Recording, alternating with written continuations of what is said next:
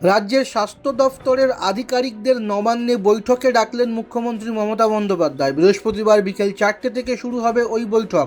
Virtual মাধ্যমে বৈঠকে যোগ দেবেন জেলা স্বাস্থ্য আধিকারিকেরাও। আরজিকর কাণ্ডের পর একগুচ্ছ পদক্ষেপ করার কথা ঘোষণা করেছে রাজ্য সরকার। সেই বিষয় নিয়ে বৈঠকে আলোচনা হতে পারে বলে মনে করা হচ্ছে।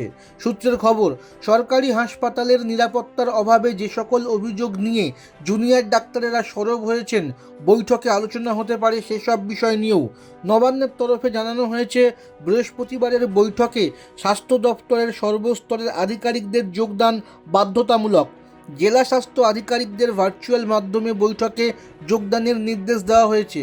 গত 9 আগস্ট আরজিকর হাসপাতালে এক চিকিৎসকের দেহ উদ্ধার হয়। তাকে ধর্ষণ এবং খুনের অভিযোগ উঠেছিল।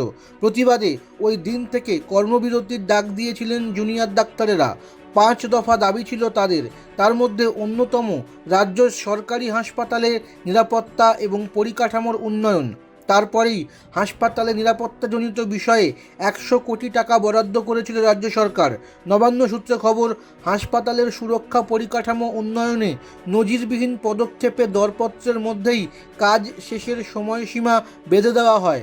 বরাদ্দ অর্থ ব্যবহার করে হাসপাতালগুলিতে পর্যাপ্ত আলোর ব্যবস্থা, পুরুষ এবং মহিলা চিকিৎসকদের জন্য পৃথক বিশ্রাম কক্ষ, শৌচাগার নির্মাণ ইত্যাদি কাজ করার কথা বলা হয়।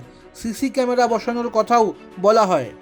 আশা করা হচ্ছে এই সমস্ত বিষয় নিয়েই সেদিনকের বৈঠকে কথাবার্তা হবে।